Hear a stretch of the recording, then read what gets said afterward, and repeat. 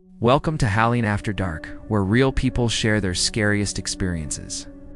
I'm your host, and every episode will bring you 3 brand new stories from our community of horror fans. These are real stories from real people.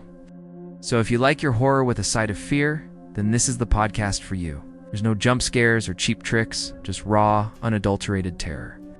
We won't be giving away any spoilers here, but trust me when I say that these stories will crawl under your skin and stay there. Well, you're not going to be after you hear these stories. So make sure you stick around until the very end. So make sure you turn off the lights before you start listening, because once you do, we can't warn you about what's coming next. Now, are you scared yet? Narrator, have you ever moved into a new place only to find out it comes with some unwanted extras?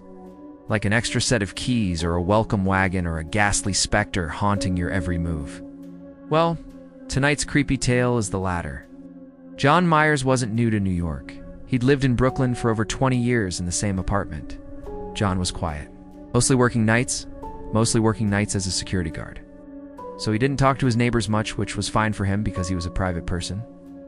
Then one night as John was winding down after a long shift, he heard screaming coming from the apartment next door, 6B. Then he replied, "There's no one in 6B, John. That apartment's been empty for months." He checked again. The camera was working. She never left the apartment, died sitting at the window. The lens wasn't dirty. One night he got up, heart pounding. He opened his own front door and walked across the hallway. He knocked on 6B. This time there was a door. There was nothing blocking it. It was just that the hallway ended at his door. He knocked once. The door creaked open on its own. Side, nothing. Just a wooden chair. And in the corner was a dusty window with a view into John's apartment. A window he'd never been able to see out of before. Nothing else. No other units. Just him. I even have the key. Want to see? John thought maybe it was kids messing around. Bang, bang, bang. So he just shrugged and told him not to worry about it.